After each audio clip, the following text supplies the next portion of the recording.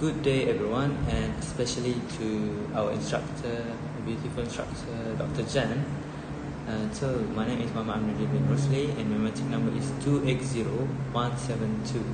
So today I will be presenting my research study on analyzing financial behavior. It is focused on study on university student spending pattern with a focus on transportation expenses. So here we go. So first of all, before we start with the research study, I would like to explain a little bit about the spending. So spending is actually the same term as consuming and consumer consumption likely. So it's basically like we give our money and they will give us goods or service back. So especially for this study, we will be focusing on the transportation service, which is we give our money and they will give us service like bus, public bus, sapu, grab, and other related to the transportation spending. And also if we have a transportation, we buy and all organs and maintenance that related to the transport itself. So from the purpose of the study, like I said, we have 4 questions to question the study itself. The first one is, does financial knowledge impact a student's capacity to handle transportation related spending? And the second question is, do transportation spending vary depending on transportation expense? And the third question is, does transportation ownership affect an average student transportation spending? And the last question that we will question the study is, does a student spend a significant percentage of their monthly budget on transportation in university? To clarify again, our aim of study is to investigate the financial behavior that will affect the pattern of transportation spending among the students. So to continue with the specific objectives of this research, first one is to determine how financial knowledge affect their ability to manage transportation related spending. The second one is to evaluate the impact of transportation ownership on average students transportation spending. Third one is to analyze how the difference in transportation spending will affect the transportation expenses. And the last objective is to establish the proportion of student monthly budget for transportation spending. So what exactly is the difference between my study and the past study? So the past study is they don't have focus on specific university. As for my study, I focusing on the University Utara Malaysia students, and this will be the gap of the literature on our study. As for our chapter 3 and the data collection, we use first source and second source, and most of it we use Google Form, and how to spread it is using WhatsApp, Instagram, and other things that are related to social media. And the theory that we use is snowball and convenience sampling design to help us to collect the metadata of 38 of respondents. So moving on to chapter 4, which is our finding and discussion. To answer the research question number 2, does transportation ownership have an impact to the pattern of spending? So as we can see from the summary statistic table, we can focus only on the mean and standard deviation. So as we can see, those who have a transportation tend to use less of their monthly budget income on transportation spending, which is 2.75, and those who don't have transportation tend to use a little bit higher, which is 2.88. This is because the cost of service at UM here is quite high, so that influence the higher mean from those who don't have those who have a transportation. But meanwhile, in other hand, from the standard deviation aspect, those who have a transportation tend to have a higher standard deviation because they use the spending on transportation a little bit more variety than from the student that do not have a transportation. This is because those who have a transportation tend to use their allocated money to refill their petrol, to do a maintenance and other related to their transportation. Meanwhile, the standard deviation from those who do not have a transportation is a little bit lower because they only focus on one thing, which is to pay the services of SAPU, public bus and other things related. To answer the research question number 4, does student really put a significant percentage of their monthly budget to transportation spending?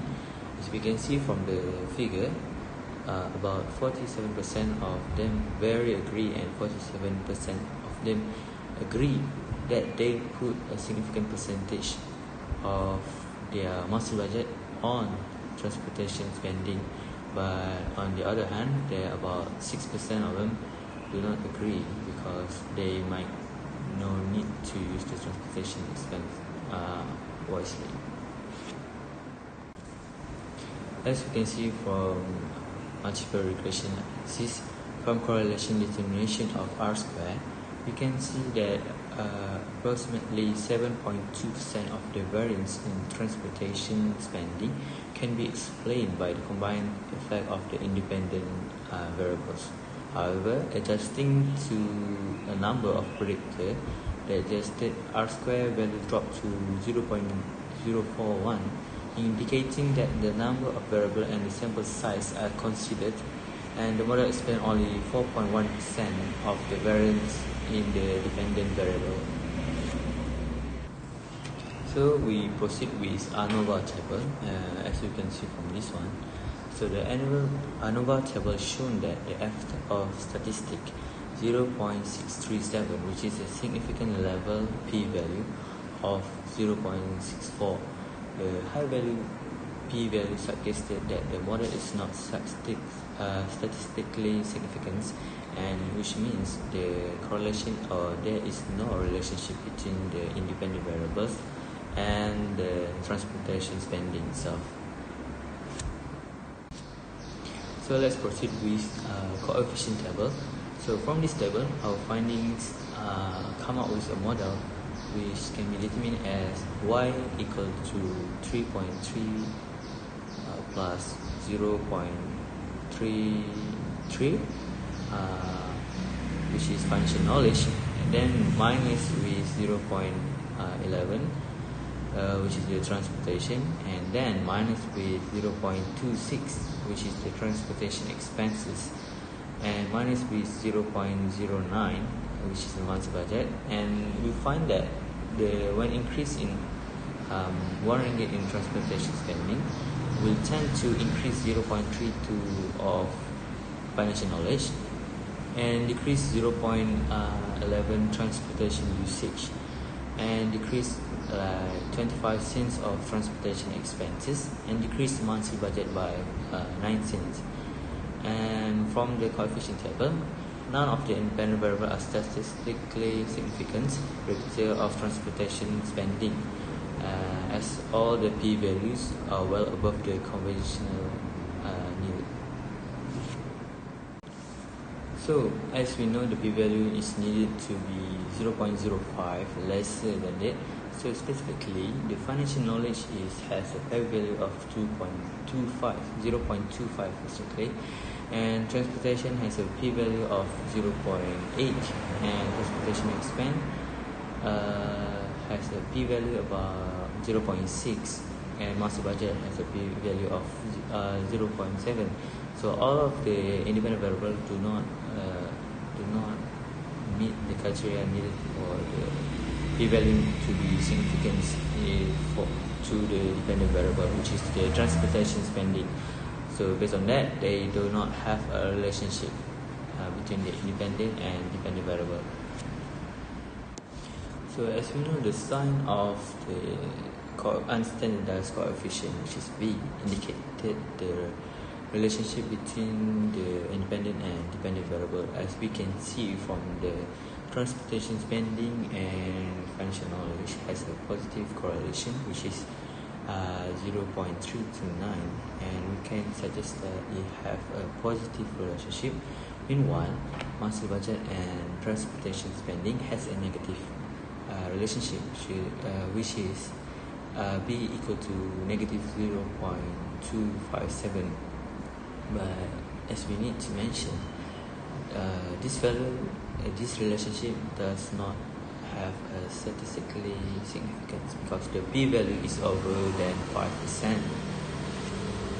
And in summary, the model does not provide strong evidence that independent and dependent variable are related to each other, and means that the independent variables do not influence the dependent variable. As we know, our rationale is there is no significant relationship between the independent variable and dependent variable. Meanwhile, our H1 is there is significant relationship between the independent variable and dependent variable. So as we can see from our last table, which is the Pearson correlation, this is explain the relation between transportation spending and all the independent variables. And the correlation between the financial knowledge and the transportation spending is actually positive, which is 0.2, but it is not statistically significant, and because it's over than 5%, which is 0.226, and failing to support the hypothesis 1, H1. As we can see, we can say the same thing about the other independent variable, because all of it have a value over than 5%, which is the p-value, and we can see that hypothesis 1 is actually not correct, and as for that, we should not reject the H0, and means that to answer the research question number 1 and 3, all of the independent variable do not influence the dependent variable, which is the financial knowledge, transportation expense, and monthly budget do not influence the transportation spending pattern of students in Utara, Malaysia. As for the conclusion, we have come up with that independent variable do not have a relationship and do not influence the dependent variable. But as a suggestion, maybe this is because our limitation to the study is we only have 38 respondents, which is do not have enough data to make a better outcome. But in addition, we still have an implication that we need to imply to the study. So the first policy implication that we can provide is financial literacy implication. So the mandate of the inclusion of financial literacy modules within university curricula as per power granted under section 16 of Act 555, which allow the minister to determine the general direction of education policy and programs. The second one is subsidized transportation initiative, which is under section 7 of Act 555, and which is empower the establishment of higher education institution and provide of their facility, university could collaborate with public transportation that will make life of students much ease. And the third policy is financial aid reforms, and is under section 6 of Act 555, which allow the minister to provide financial assistance to the student who need it. And the fourth policy is the research and development grants, which is provision within the Act of 555 to allocate grants for research, and they will give a certain of percentage of grant needed, and to help with the student to use it for their research. So by integrating this policy application with the provision of Malaysia Higher Education Act of 1996, university and policymaker can create a supportive environment for students to manage their transportation expense effectively, thereby enhancing their overall financial well-being and educational experience. And as for future study for this paper, it should contain compare transportation spending pattern among students from urban and rural area, because it's very different there. And second one is to investigate the difference of existing transportation subsidies and financial aid policies in different regions, so that we can see more relationship between the variables. And last one is to assess the impact of regional transportation infrastructure development on student spending and accessibility to education. I mean, things like MRT and public bus and other things that related to transportation expense. That's all for me. Thank you very much.